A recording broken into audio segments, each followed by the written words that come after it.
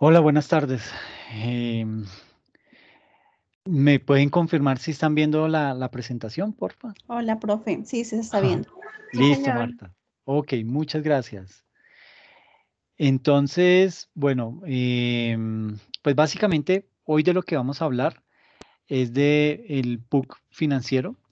Este es un PUC, bueno, digamos que ya está, lo tienen publicado en su plataforma. Si se dan cuenta, es un documento un poquito grande. Está en formato .zip. Bueno, no sé, creo que yo se los descomprimí y lo publiqué cada archivo por separado, pero digamos que es un poquito extenso en la medida en que, pues, tiene muchas arandelas el sector financiero, ¿ok? Digamos que en esta sesión, pues vamos a tratar de ahondar por lo menos en la explicación de lo que son, digamos, de la primera parte de ese PUC del sector financiero, ¿listo? Lo voy a hacer, digamos que con base en ejemplos para hacerme entender de una manera mucho más clara y de esta forma, pues para que ustedes también empiecen a manipular ese PUC de una mejor manera. ¿Listo? Entonces, esta sesión, pues vamos a hablar netamente de lo que es el PUC del sector financiero. Básicamente, ese PUC lo encuentran ustedes ubicado en la página de la Superintendencia Financiera, ¿sí?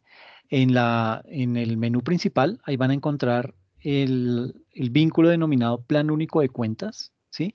Y ahí van a encontrar, digamos que cuando le dan un clic a ese, les aparece el histórico de los planes únicos de cuentas y les aparece el PUC de las entidades aseguradoras del 2013, del 2012, 2010, 2008, es creo que el que más ha cambiado.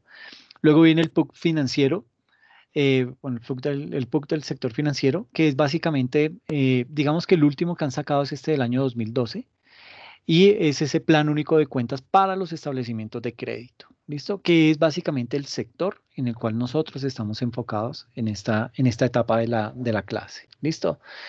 Eh, en ese orden de ideas, entonces, digamos que vamos a ver lo siguiente, vamos a ver lo que es las cuentas de activo, ¿sí? Eh, digamos que en esa cuenta de activo, bueno, vamos a ver acá lo que es bueno, está clasificado así el PUC. En el activo, el pasivo, el patrimonio, tienen también unas cuentas de ingresos, unas cuentas de gastos y costos, tienen unas cuentas contingentes y tiene unas cuentas de orden, ¿ok? Aquí se me fue mal el número, esto no era 8, sino, bueno, ese es el número con el cual arranca la codificación de las cuentas. No es el 8 que aquí debería ser un 7, porque estoy aquí en la imagen 7. No, esto tiene que ver, el número que está al lado del nombre, ese es el número que se identifica en el Plan Único de Cuentas del sector financiero. Entonces las cuentas de orden arrancan con el 8, ¿listo? Entonces, vamos a centrarnos en lo que es el activo, básicamente. Básicamente, ese activo, digamos que agrupa las cuentas que representan todos los bienes y esos derechos que son tangibles e intangibles de propiedad de la entidad financiera, ¿ok? Entonces, digamos que dentro de ese grupo de cuentas de los activos, vamos a encontrar eh, el disponible, vamos a encontrar los fondos interbancarios, vamos a encontrar bueno, esos fondos interbancarios, básicamente, aquí está, digamos, el disponible. Ese disponible registra los recursos de alta liquidez con que cuenta la entidad. Vamos a tener ahí también lo que es las posiciones activas en operaciones del mercado monetario y relacionadas. Tenemos las inversiones que corresponde a todo título adquirido para obtener utilidades a corto plazo. Estas son a corto plazo porque hay otras que son a largo plazo, pero esas ya no van catalogadas dentro de este activo disponible. ¿Ok? Están también digamos que la cartera de créditos y operaciones de leasing financiero. Luego tenemos lo que son las aceptaciones, operaciones de contado de instrumentos financieros derivados. Luego tenemos lo que son las cuentas por cobrar, que básicamente es ahí a donde se registran los importes pendientes de cobro. Vienen luego los bienes realizables, recibidos en pago y restituidos. Luego viene todo lo que tiene que ver con la propiedad y equipo de las entidades financieras y otros activos. ¿Ok? Entonces, digamos que los códigos que integran, voy a aprender aquí esto, los códigos que integran esta clase tendrán siempre saldo débito, pues obviamente porque son de activos, ¿sí? Con excepción de las provisiones y también con excepción de lo que son las depreciaciones acumuladas y de la amortización acumulada, que pues básicamente serán deducidas de los correspondientes grupos de cuentas. Aquí también vamos a encontrar lo que son los intereses, vamos a encontrar la corrección monetaria, que es básicamente la VR, y los ajustes por diferencia en cambio. También podemos encontrar dentro de este grupo de activos, digamos que otros gastos financieros en los cuales se incurra para la adquisición o construcción de activos. eh, y digamos que básicamente ese primer grupo de activos se encuentra catalogado de esta forma, o sea, es decir, cuenta con 9 subgrupos, ¿ok? Entonces, el disponible, las posiciones activas, las inversiones, la cartera de crédito, las aceptaciones, las cuentas por cobrar, los bienes realizables, las propiedades y equipo y otros activos. Entonces, ¿cuál es el objetivo acá? Vamos a empezar a descomponer uno por uno con cuáles son las cuentas que conforman cada uno de estos grupos y vamos a empezar a ver ejemplos que nos den una mayor luz sobre el tratamiento de este tipo de cuentas. ¿Listo? Entonces, en principio, pues vamos a entrar con las cuentas del disponible, que es en donde se registran los recursos de alta liquidez con que cuenta la entidad. Y allí pues vamos a encontrar que en este grupo de cuentas, digamos que vamos a encontrar cuentas como caja, como depósitos en el Banco de la República, depósitos en bancos y otras entidades financieras. Vamos a encontrar la operación de canje realizada por los bancos y las remesas en tránsito de cheques negociados. Entonces, yo extraje aquí digamos que una foto del PUC de diferentes cuentas. Si ustedes entran acá, entran a su PUC, van a encontrar que aquí hay muchas más cuentas. En esta sección del 1105 van a encontrar más, del 1110 más cuentas. Yo extraje apenas unas que pudieran entrar aquí en esta diapositiva. Entonces tenemos del lado del disponible, tenemos el 1105 caja y ahí se descompone en efectivo y en cheques, el 1110 que habla acerca del Banco de la República y dentro de ese 1110 se manejan unas subcuentas como la 111005, cuenta corriente bancaria. ¿Por qué? Porque todo establecimiento financiero debe crear una cuenta corriente en el Banco de la República, una cuenta corriente en donde va a consignar semanalmente el encaje bancario. Y ese encaje bancario básicamente lo que va a hacer es, en principio, convertirse en un ahorro de las entidades financieras en caso que llegasen a entrar en quiebra. ¿Ok? Entonces, lo primero que hace el Banco de la República es decir, bueno, usted quebró, entonces, bueno, tenemos este recurso acá y con ese recurso lo que vamos a hacer es tratar de pagarle en alguna cuantía a los ahorradores que se vieron afectados por la quiebra de ese banco. Y esto, pues digamos que en algún momento trata de eh, ser un paliativo para esa posible crisis que se va a dar. No sé si ustedes recuerdan la crisis del Banco del Pacífico por allá en el 2002, 2001, cuando en ese banco la DIAN tenía consignado todo el dinero de lo que había recaudado de impuestos, lo había consignado en ese banco del Pacífico y ese banco quebró. Obviamente cuando quebró se perdió todo ese dinero y eso digamos que derivó en un gran escándalo, eso fue en el gobierno de, mm, de Pastrana, en donde obviamente pues se vieron salpicados, o sea, era increíble que la DIAN y el mismo gobierno no tuvieran indicios que ese banco estaba mal, no tuvieran indicios que ese banco iba a quebrar y por qué no tomaron medidas de inmediato para evitar ese impacto. Pues no, dejaron que se perdiera la platica y obviamente pues todo eso creo que derivó en un gran escándalo de corrupción en el gobierno de Pastrana, un gobierno que hoy en día ustedes ven que sale muy empoderado a respaldar al Centro Democrático, pero precisamente es porque tiene sus guardados dentro de los malos manejos y los actos de corrupción que tuvo como partido conservador al interior de ese gobierno. Em, Aquí entonces también encontramos lo que es certificados de cambios propios, certificados de cambio en administración, etcétera, etcétera. Ejemplos de disponible. Entonces, tenemos que se recibe una consignación en efectivo para la cuenta de ahorros 250 658 974-2 a nombre del señor Carlos Preciado. Entonces, ¿cómo se debería registrar esa transacción siendo nosotros el banco? O sea, siempre en este tipo de ejercicios, nosotros vamos a ser el banco. No vamos a ser Carlos Preciado, vamos a ser el banco, que le vamos a recibir al señor Carlos Preciado esa consignación que él está haciendo en nuestro banco para su cuenta de ahorros, ¿ok? Entonces, en ese tipo de casos, lo que tenemos que hacer es entrar y analizar, entonces, qué tipo de transacción estamos, qué está pasando ahí en este caso. Estamos recibiendo un dinero que vamos a tener que agrupar en la cuenta de ahorros de este señor. Entonces, la primera entrada es un efectivo que estamos recibiendo, ¿ok? Entonces nos afecta la cuenta 110505 efectivo. Si hubiera sido una consignación en cheque, pues sería la cuenta 110510, y aquí diría 110510 cheques por 500.000 pesos, ¿sí?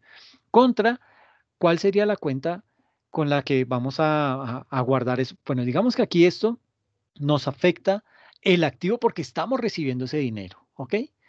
Pero no es un dinero del banco, es una obligación que cuando este señor Carlos Preciado tenga la necesidad de retirar esos 500.000 pesos, nosotros debemos estar en disposición de entregárselos de inmediato, nosotros como banco. Entonces, la cuenta que se afecta inicialmente es cuando recibimos el efectivo de el señor Carlos Preciado. Entonces, el señor cajero del banco recibió esos 500.000 pesos y entró a esta cuenta 110505, pero me afecta como una obligación, entonces va al pasivo, la cuenta 212005, que se llama depósitos de ahorro ordinarios activos, así se llama la cuenta, por valor de 500.000 pesos al crédito. ¿Ok? Entonces, de esa forma, me ingresa a mí como banco 500.000 pesos, pero no son 500.000 pesos míos, son 500.000 pesos que yo registro, que entraron al banco, pero que se los estoy debiendo a la cuenta de ahorros. Aquí uno puede ser mucho más específico. Ordinarios activos, el número de la cuenta, 250-658-974-2 por 500.000 pesos. Pero este es el registro que se debe hacer inicialmente de ese dinero que acaba de ingresar a la cuenta que acaba de consignarnos este señor Carlos Preciado a su cuenta de ahorros. ¿Ok? Es, digamos que la primera transacción que vamos a realizar en ese tipo de situaciones. Esto en el caso del disponible, pero como el disponible no es la única cuenta que vamos a manejar, sino que hay otro tipo de cuentas, tenemos que seguirnos metiendo más de lleno en cada una de esas cuentas y seguir haciendo ejercicios. Entonces, ay, aquí me quedo mal. Entonces, digamos que el siguiente grupo de cuentas se denomina posiciones activas en operaciones del mercado monetario y relacionadas. Y esto básicamente son operaciones del mercado monetario, todo lo que se conoce como los repos, ¿sí? ¿Alguno sabe qué es un repo?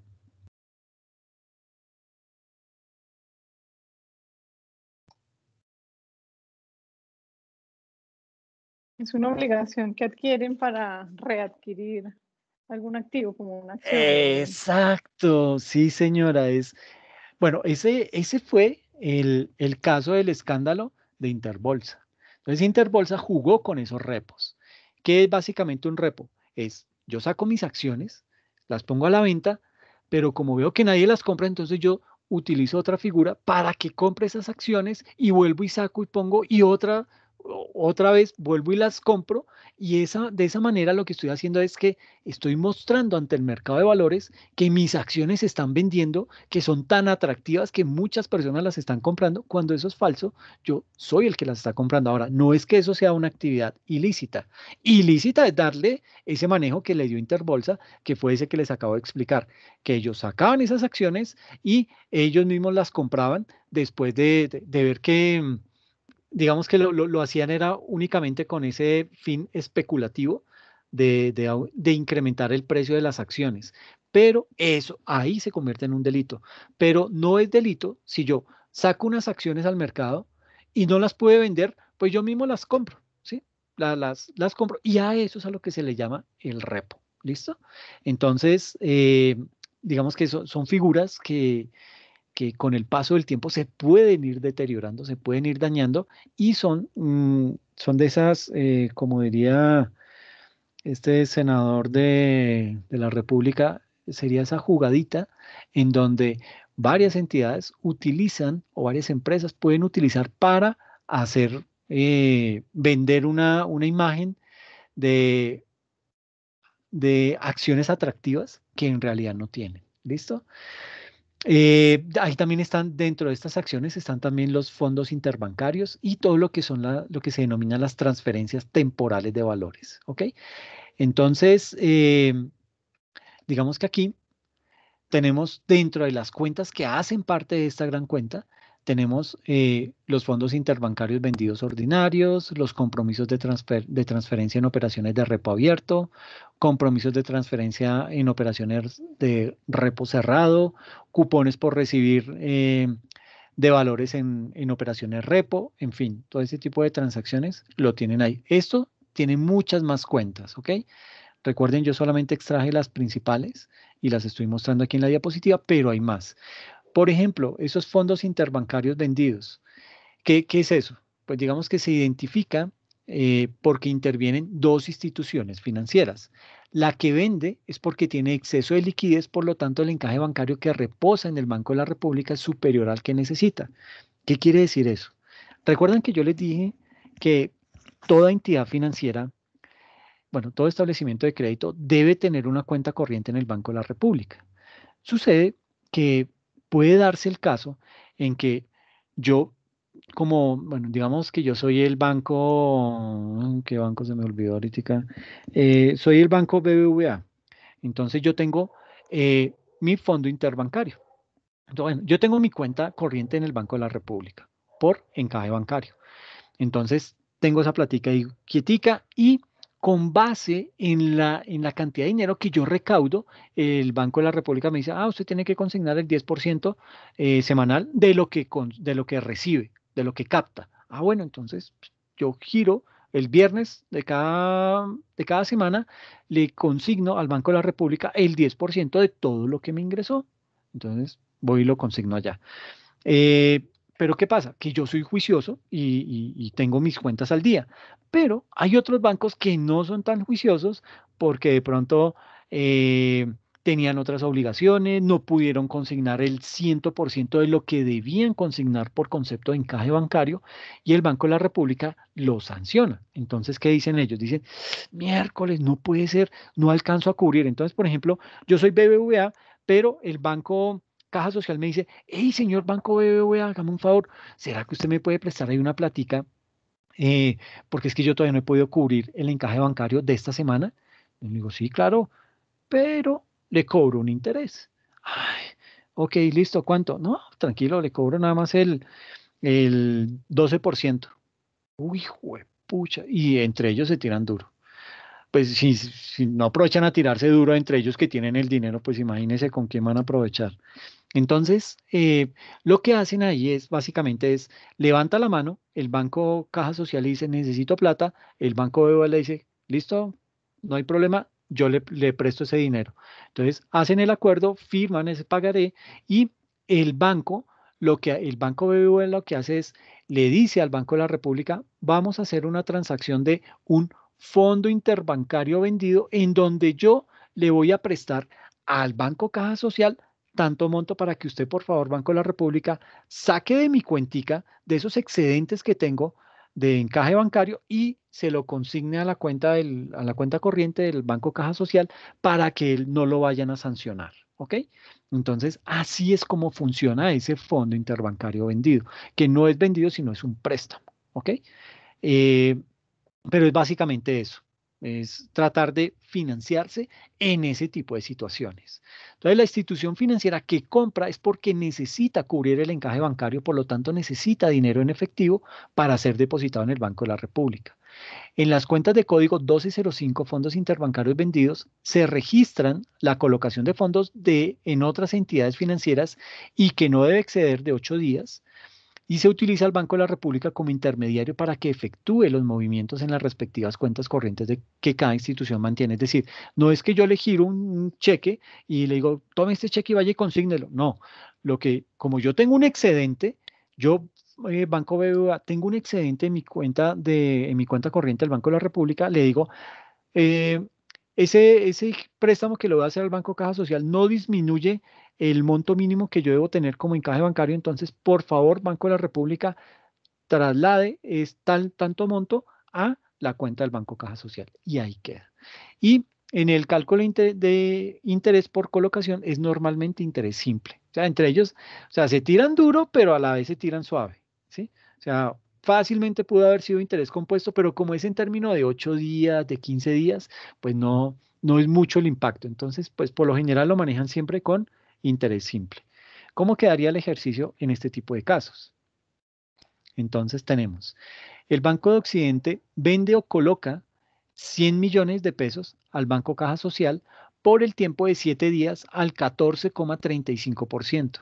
Su registro en el Banco de Occidente es decir, yo le estoy prestando esos 100 millones al Banco Caja Social por un término de 7 días. Yo, Banco de Occidente, le estoy prestando al Banco Caja Social 100 millones de pesos por 7 días al 14,35%, ¿ok? Cuentas que pueden intervenir y así les voy a hacer los ejercicios. Es decir, por ejemplo, ¿se acuerdan que yo les dije que iban a salir en el examen ejercicios? En el ejercicio yo les voy a colocar este tipo de cuentas. Yo les digo, mire, pueden intervenir de este grupo de cuentas interviene una y de este otro grupo de cuentas interviene otra. ¿Cuáles cuentas creen que debería salir ahí para ese ejercicio? Entonces, en primera instancia, como vamos a registrarlo nosotros como Banco de Occidente que le estamos prestando el dinero al Banco Caja Social, entonces saldría la siguiente cuenta. Entonces, creamos la cuenta 120505 bancos. La cuenta sería fondos interbancarios vendidos ordinarios bancos por valor de 100 millones de pesos al débito contra la cuenta 111005, cuenta corriente bancaria, Banco de Occidente, 100 millones de pesos. ¿Ok? Pero, ¿qué pasa? Tenemos que calcular el interés. Entonces, ahí apenas hemos registrado la salida de ese dinero, de esos 100 millones de pesos. ¿Ok? Ay, ¿qué pasó ahí? Al día 7, el Banco Caja Social devuelve por intermedio del Banco de la República los fondos más el interés del Banco de Occidente por el cálculo de los intereses y el registro del Banco de Occidente es. Entonces aquí ya van a intervenir 3 grupos de cuentas. Las cuentas de ingresos, las del disponible y las de los fondos interbancarios vendidos. ¿Ok? Entonces, lo primero que debo hacer es calcular los intereses. Entonces, interés es igual a capital por la tasa de interés por el número de días sobre 360. Así es como se calculan los intereses en el banco. ¿Ok? Entonces, reemplazando, interés es igual. Capital fueron 100 millones de pesos. La tasa de interés, 14,35% por el número de días, fueron 7 días sobre 360. Haciendo esta conversión, me da que el interés que me debe pagar el Banco Caja Social por haberle prestado 100 millones de pesos durante 7 días es de 278.964 pesos. ¿Ok? Entonces ahí ya, habiendo hecho el cálculo, ahora sí puedo entrar a hacer el asiento contable. Entonces,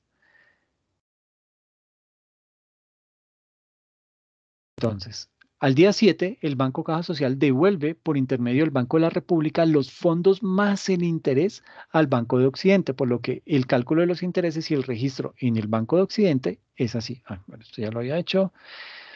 Entonces, se me afecta la cuenta corriente bancaria, Banco de Occidente, la 111005, por valor de 100.278.964 pesos. Y me afecta la cuenta 120505, fondos interbancarios vendidos, la cancelo por 100 millones de pesos, contra la cuenta de ingresos, la 410403, ingresos operacionales, fondos interbancarios vendidos ordinarios por 278.964. Esto me da sumas iguales y así queda registrado el asiento contable de esa transacción de posiciones activas en operaciones del mercado monetario relacionadas. Cuando yo como entidad financiera le presto un dinero a otra entidad financiera para que esa otra entidad financiera pueda cubrir todo lo que tiene que ver con el encaje bancario. ¿Ok?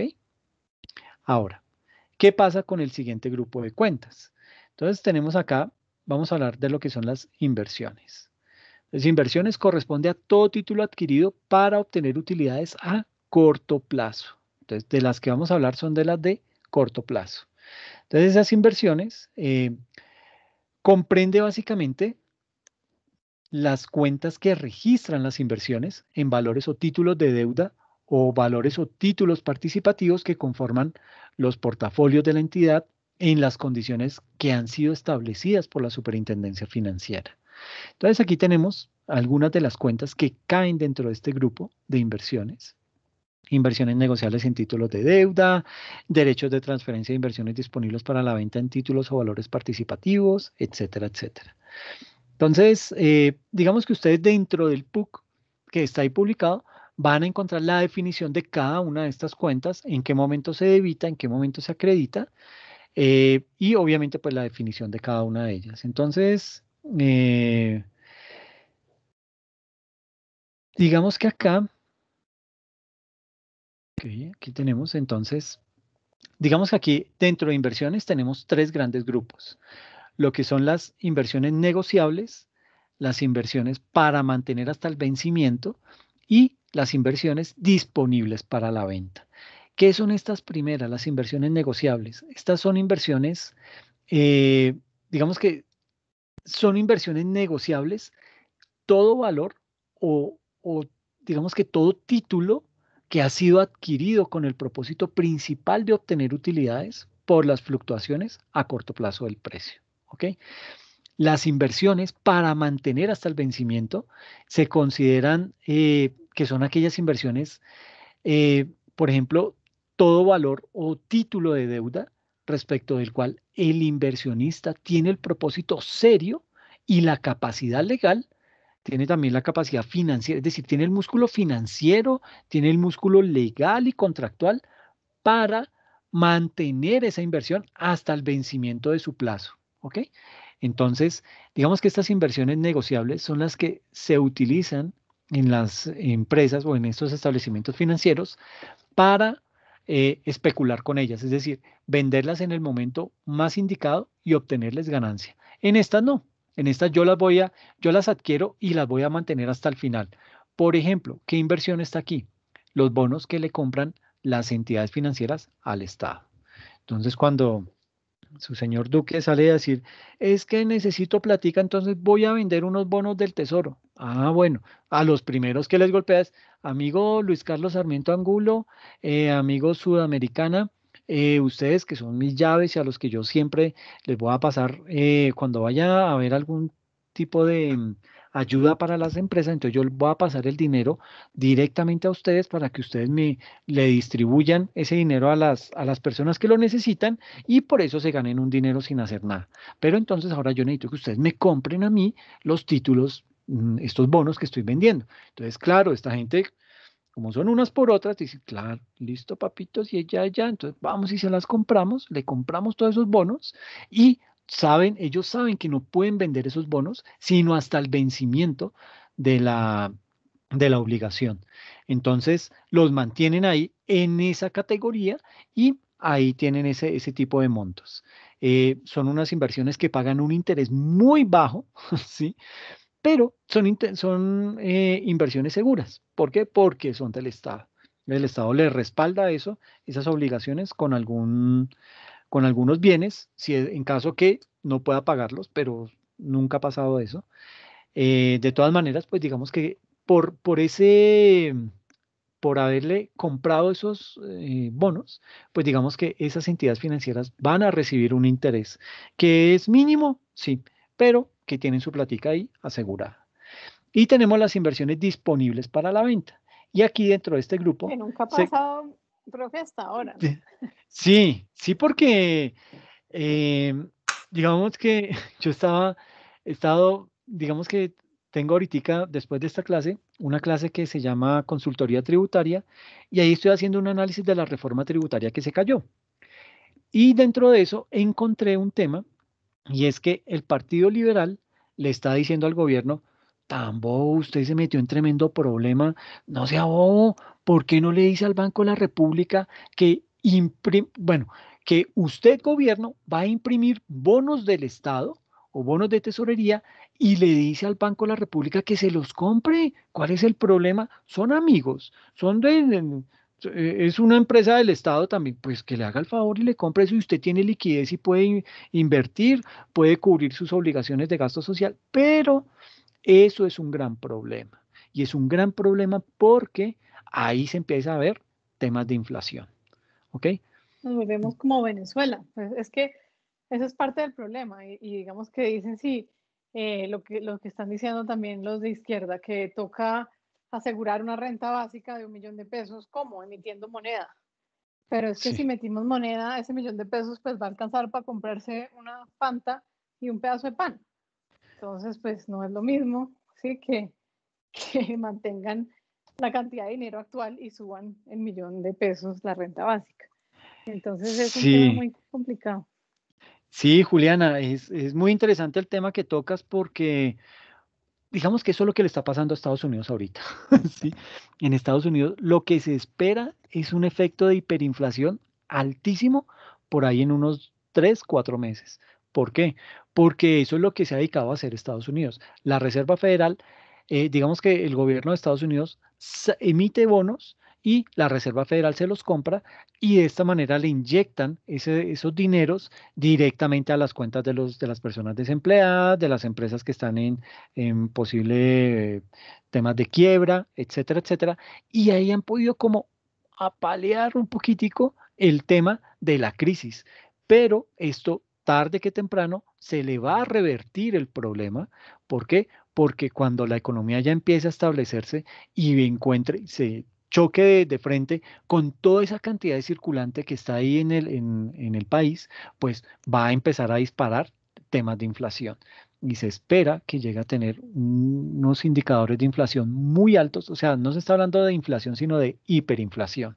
Entonces son temas bien complejos y bien críticos y es lo que le está proponiendo el Partido Liberal al gobierno. Digan, no, pues póngase a imprimir dinero como loco, porque es que esa es una forma de imprimir dinero, vendiéndole esos títulos para que el Banco de la República, como no va a tener el dinero para comprar toda esa inversión, pues él sí va a crear ese dinero con base en deuda y de esa forma le está inyectando dinero al país, bueno, a la economía nacional. Y eso es lo que más tarde se traduce en temas de inflación. Son cosas un poquito complejas, pero digamos que, pues, son alternativas, ¿sí? Que debería ser el último camino, sí, pero que muchos gobiernos no lo han hecho. Y tratan es más bien como de decir, no, no, no, yo tengo que resolver el problema ya porque se me va a formar es un estallido social y tratan y sacan eso como lo hizo Estados Unidos. Y eso fue, y lo que dicen los grandes economistas, ha sido un gran error. Pero bueno, Yo creo, volviendo a, profe, que, dime, que lo que con las tasas tan bajas que hay internacionalmente hablando, lo que debió haber hecho el gobierno es no meterse ahorita en reforma tributaria con este problema pues, de crisis social y económica que estamos viviendo, sino simplemente endeudamiento externo y siga gastando. Y con las tasas tan bajitas sí perdemos el grado de inversión, pero pues las tasas no van a subir mucho por perder ese grado de inversión. Entonces era una bobada también en lo que se metieron ahora, me parece a mí. sí, lo que pasa es que, digamos que el tema se complica un poco más, es en el sentido en que Colombia ahorita no tiene recursos, ¿sí? Es más, si tú miras el presupuesto general de la nación, estamos en déficit en 20 billones de pesos. Entonces, lo que pretendían hacer con la reforma tributaria era decir, mire, vamos a recaudar tantos billones de pesos, o sea, esperamos recaudar 23 y pico, digamos que 24 billones de pesos con esta reforma tributaria, y ahí dentro de eso, ¿qué tenemos? Entonces, digamos que tenemos una serie, tenían como 2 o 3 impuestos temporales que yo no sé para qué se inventan esa pendejada, y perdónenme por la palabra, pero que impuestos temporales, pues métalo de una vez como un impuesto de una y deje de tenerle miedo y disfrazarlo de impuesto temporal para que después se quede y todo el mundo se la viva montando. Ay, tan bobos y nos metieron un impuesto temporal como el 4 por mil y ahí sigue, y ahí sigue. Entonces, digamos que eso no tiene ningún sentido. Eso por el lado de los impuestos temporales. El otro tema es bueno, yo creo que me voy a desviar y no vale la pena, pero sí quiero redondear el tema porque Juliana lo que plantea es verdaderamente, o sea, es muy atinado y es el tema de, digamos que, tratar de, digamos que ahorita Colombia su gran problema es que no tiene recursos y su grado de inversión como tal, como lo acabas de mencionar, que está ahorita en BBB más, va a bajar a BBB menos en, digamos que en, mientras más se demore en sacar esa nueva reforma tributaria. Esa reforma tributaria que se cayó, yo les aseguro que no era tan mala en primera instancia. Y en segunda instancia, si hubo tanto revuelo por el tema de salir a marchar, por el tema de la reforma tributaria y todo eso, digamos que sí, estaba mal concebida porque se pensó en primera instancia en tratar de financiar esos programas sociales que eran buenos, pero a costillas de la clase media, que es una clase media que está también golpeada y sin ayuda por parte del gobierno. Entonces, pues ahí eso fue lo que eh, fue como la gota que rebosó el vaso, pero digamos que mucho de ese escándalo lo hicieron los sectores privados. ¿A qué me refiero con eso? A que el gobierno fue tan imbécil de ir a vender, ir a socializar, primero, digamos, ese socializar entre comillas, ir a socializar la reforma tributaria con los gremios. Entonces, ¿qué pasó? Pues claro, que el gremio de los huevos dijo, ay señor, ¿cómo que ahora me va a sacar de exento a excluido y me va a empezar a hacer ese tipo de triquiñuelas en donde ellos se van a ver directamente lesionados? Entonces, haciendo un análisis, los bienes de la canasta familiar que están grabados con el IVA son el 39% de los bienes. Con esta reforma tributaria se va a grabar un 4% más de bienes, es decir, vamos a quedar grabados con un 43% más de bienes de la canasta familiar grabados. Y eso, digamos que es malo para la economía tal y como está. Pero si eran recursos que se le iban a distribuir a la población más vulnerable, pues digamos que uno decía, bueno, listo, me doy la pela y lo hago, ¿sí? No hay problema. Lo que pasa es que en Colombia los que pagan impuestos son los mismos y esos mismos ya están cansados también. Entonces, como que viene un cúmulo de cosas. Por otro lado, el otro gremio que alzó la mano y dijo, el de las carnes, dijo, no, pero es que me le van a poner también impuesto a la carne y todo eso. Entonces, ¿qué pasa? Es como cuando usted tiene en un frasco, em, bueno, digamos que culebras, y yo dice que este es muy, muy traído de los cabellos, pero digamos, haga de cuenta que usted va a meter en una canasta culebras venenosas y culebras no venenosas. Y las culebras ahí no tienen ningún problema, ellas están bien, ¿sí? Están ahí viviendo armónicamente, que son diferentes, sí, pero están viviendo ahí y ninguna se muerde. Pero no se necesita sino que alguien llegue y sacuda esa canasta para que las unas muerdan a las otras. Y eso es lo que, desde mi óptica, siento que es lo que ha pasado con esta reforma tributaria. Los que, los que veían sus intereses afectados fueron los que realmente sacudieron a la población. Pero le van a poner, ¿cómo no va a salir usted a marchar si le van a poner IVA a la canasta familiar, si le van a poner IVA a los huevos, si le van a poner IVA a los lácteos, si le van a poner IVA a las carnes? Obviamente eso a uno le duele, ¿sí? Pero vuelvo y digo, el componente social era bueno. Y reitero, muchachos, y ustedes que me conocen, ustedes saben que yo no tengo ni una gota de afinidad con este gobierno. Pero esa reforma tributaria no era tan mala. Lo que sí es que las grandes élites son las que están promoviendo, las que promovieron y llevaron a cabo la caída de esa reforma tributaria. Precisamente porque nos vendieron ese tipo de mensajes. Le va a tocar ahora a usted pagar más. Ahora, por ejemplo, el tema de las pensiones. Las pensiones digamos que están buscando gravar a las pensiones de 7 millones de pesos para arriba. ¿Quién se gana una pensión de 7 millones de pesos hoy en día? ¿Un Profe, magistrado? pero las pensiones estaban como en 4 millones y pico, como quedó el último borrador. Pero creo que en lo que lo iban a dejar era en 7 millones de pesos, porque tuve la oportunidad de leer un artículo en donde hicieron un análisis y lograron determinar que dentro de las personas que están próximas a pensionarse son casi 7 millones de personas. Y de esas 7 millones, a las que iban a grabar eran apenas a 28.000 personas, que eran las de ese tipo de pensiones.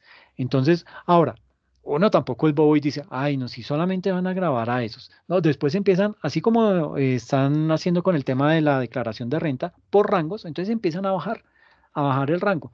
Y sí, es factible que más adelante pueda llegar a decirse, ay, ahora hasta el salario mínimo va a tener que pagar renta. Pues no creo que lleguen a ese descaro, pero aquí lo que sí se pretendía era grabar únicamente a 28.000 personas. Y uno dirá, ¿cuánto esperaban recaudar por 28.000 personas? Fue más el escándalo que se hizo que lo que iban a lograr recaudar. Pero bueno, son jugadas en falso que hicieron. Pero yo lo que sigo insistiendo es que esta era la tercera reforma tributaria de este gobierno. Y ahí fue donde pecó. Esta reforma era buena para que hubiera sido la primera reforma con la que hubiera empezado el gobierno, no para estar terminando su gobierno. Entonces yo creo que ahí fue donde dio un paso en falso. Y otro paso en falso que dieron desde el comienzo del gobierno fue haber puesto ahí a Carrasquilla, un pícaro bandido que con su tema de los bonos de agua y con sus empresas de papel creadas en Panamá, trataba de venir a evangelizarnos y decirnos, no, mire, por favor, todos los ricos que tengan dinero en el exterior, tráiganlo a Colombia o declárenlo que les vamos a cobrar sobre el 50% de esos ingresos, no más. Pues, ¿quién va a hacer eso? Sabiendo que ese es un pícaro descarado, pues eso es, siempre lo he dicho, pusieron a Drácula a cuidar el banco de sangre. Entonces, hay muchas cosas dentro de esa reforma tributaria que iban por el buen camino. Ahora, nunca, imagínense que antes de la reforma tributaria hubo un decreto que firmó el gobierno en donde incrementó en un 40% los aranceles de las prendas que traen del exterior o de los textiles que traen del exterior para crear aquí en Colombia, para fabricar acá en Colombia las prendas de vestir. De eso nadie salió a hacer escándalo, nadie dijo nada, ¿sí? Y uno podría interpretarlo a una primera lectura, decir, no, sí, es que eso es proteccionismo, están cuidando la economía nacional, pero no necesariamente. Eso lo que va a hacer es que va a disparar el precio de las prendas de vestir que vamos a utilizar, pero nadie salió a decir nada. Y no sé, si tienen oportunidad, léanse un artículo del Espectador, se llama La revolución de los calzoncillos. Ahí hacen mención, yo sé que el término no es el más chévere, pero hacen un muy buen análisis de lo que fue ese incremento de ese decreto en comparación con la reforma tributaria. Léanlo y verá que van a tener otra perspectiva de de esa reforma tributaria. No estoy tratando de evangelizarlos, ni mucho menos. Ustedes saben que yo lo que menos soy es uribista, y perdónenme que se los diga, pero sí digamos que hay cosas que uno también tiene que reconocer que están bien, que iban por un buen camino. Y en ese caso, esa reforma debió haber sido la primera reforma tributaria que tuvo que haber creado el pelmazo este que tenemos de presidente. Fue la primera, pero el muy bobo no se pellizcó, se puso a jugar con una reforma que después se la tumbaron por eh, temas de... Ay, ¿por qué fue que se la tumbaron? Por errores de trámite, una cosa así. Fue un tema tan bobo por el cual le tumbaron eso. Y ese tipo de cosas generan inestabilidad. Entonces, ahorita Colombia goza de muy mala inestabilidad, goza de no tener plata, de no tener dinero en efectivo para poder decir, oiga, ¿quién me presta? Nadie va a decir, uy, hermano, usted está mal, triple B negativo, no nos van a soltar recursos. Entonces, digamos que ese panorama eh, se ve muy oscuro porque si no sale rápido una reforma tributaria, Colombia va a dejar de ser atractivo para que vengan a invertir en Colombia y sobre todo para que Colombia como nación pueda pedir o pueda acudir a préstamos de organismos multilaterales. Entonces, el panorama se va a poner un poquito complejo. Pero bueno, no estamos hablando aquí de tributaria, pero digamos que ese tipo de situaciones nos golpea aquí en la parte financiera que estamos hablando, ¿ok? Entonces, digamos que indirectamente nos está tocando en esta materia. Bueno, entonces, hablando del tema de las inversiones, hay el siguiente ejercicio. El Banco Scotiabank adquiere un bono de tesorería por 50 millones a la nación. Registrar la transacción como si fuéramos Scotiabank. Entonces, cuentas que intervienen, las cuentas de inversiones del grupo de inversiones y las cuentas del disponible. ¿Listo? Entonces, ¿cuál creen ahí que sean las cuentas que van a intervenir, que podrían intervenir en esta transacción? Recuerden que les estoy dando punticos. En auditoría de gestión le di puntos a Jenny Carolina, a Juliana Figueroa y a Marta Patricia Flores. Obviamente, Jenny con 2 participaciones, Marta con 2 y Juliana con 3 participaciones. Y aquí en contabilidad va Juliana liderando el tema de puntos. Entonces, equivóquense, arriésguense. Yo no les voy a poner puntos negativos. Uy, gracias, profe. No sabía lo de los puntos. Sí, sí, sí, siempre les doy, cada que me participen, yo tengo ahí una lista, la lista blanca, que es la de, la de los puntos. Entonces, ¿qué cuentas creen que puede intervenir ahí? Si yo como banco Scotiabank le compro un bono de tesorería a la nación, ¿cómo registro esa transacción? Títulos emitidos por el Banco de la República, Eh, la mm, 13080. vale, está bien, listo. Héctor, cuéntanos. ¿No sería títulos de deuda pública, profe? Otros títulos de deuda pública, porque no le Ok. emite el Banco de la República.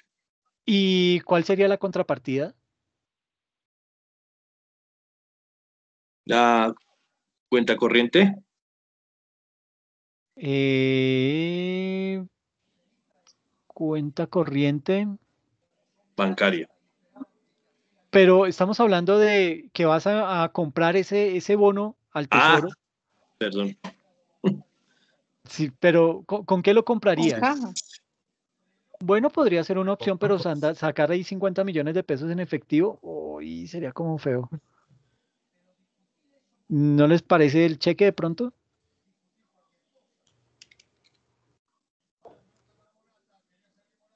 Bueno, aquí la tengo.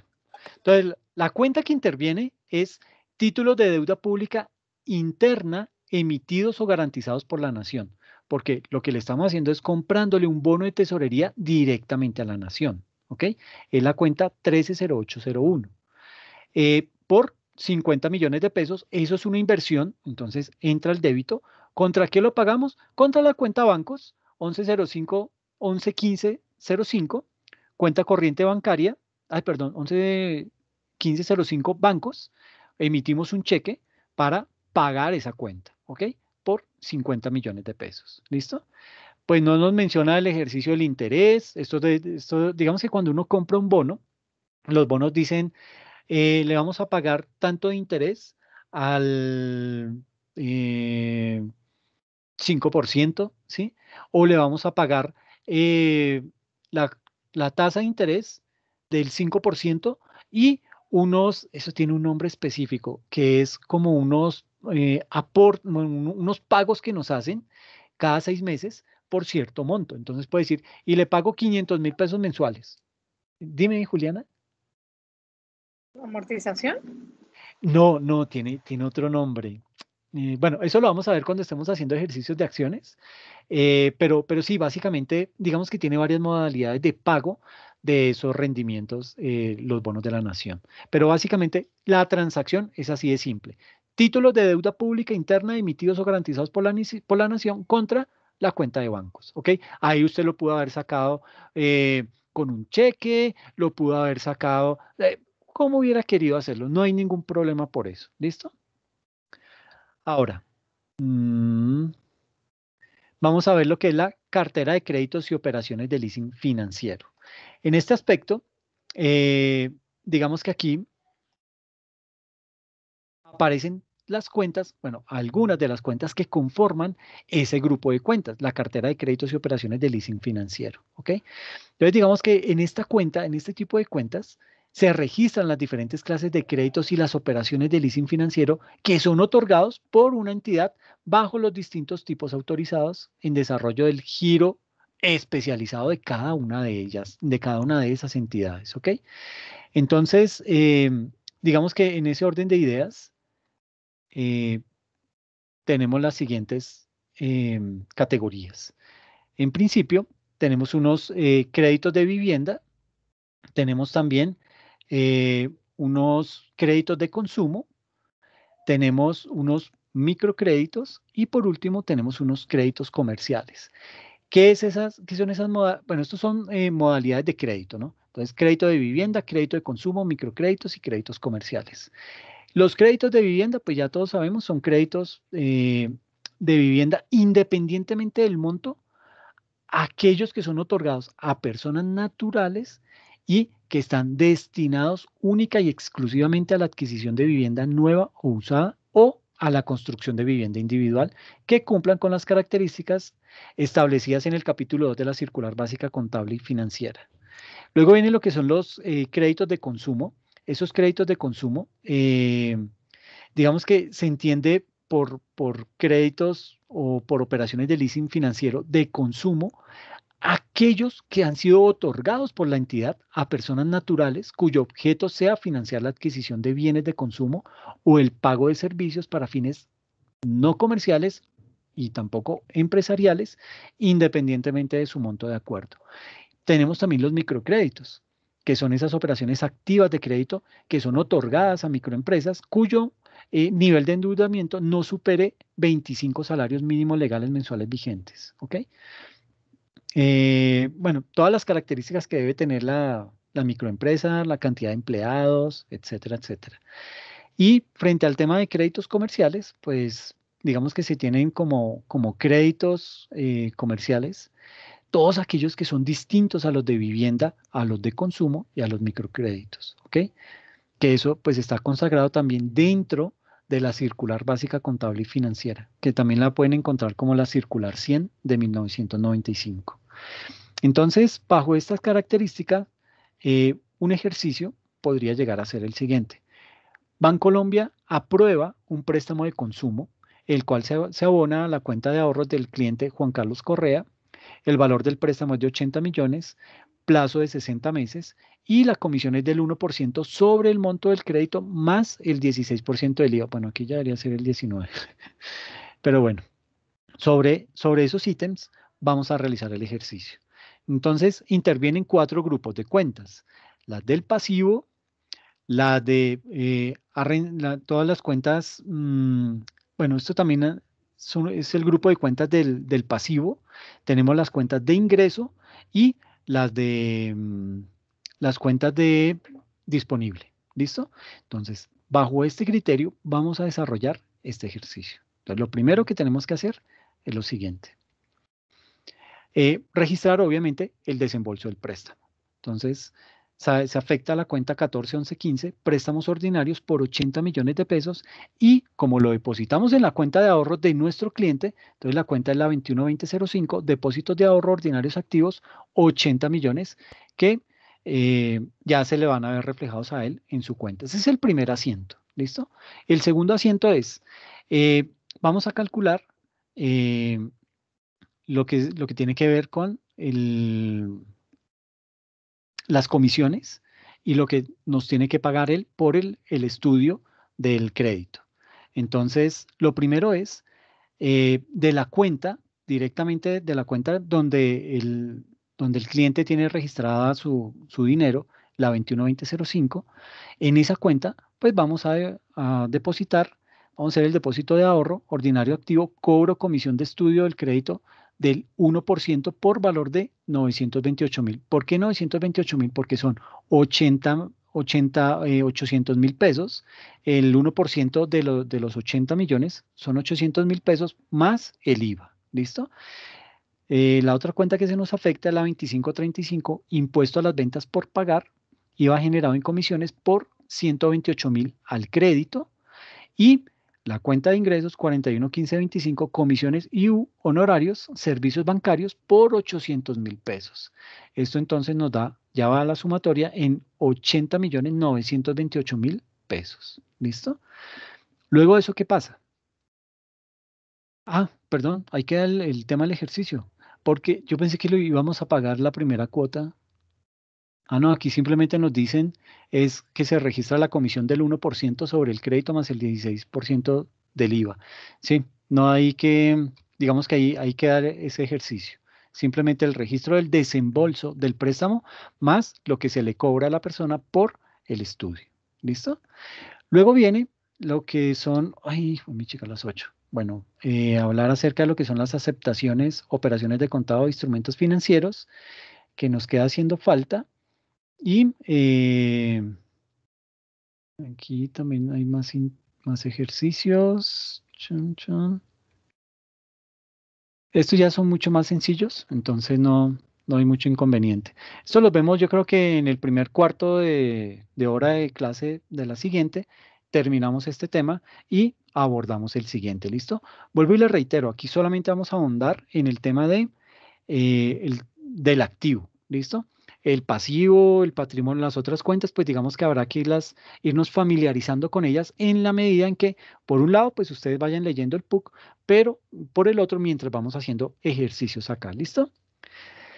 Bueno, pues no es más por hoy. No sé si tienen de pronto alguna inquietud, alguna duda al respecto.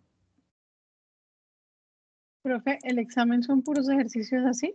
No, este primer examen va a ser, digamos que va a ser 100% teórico. No les voy a meter ningún ejercicio en este examen.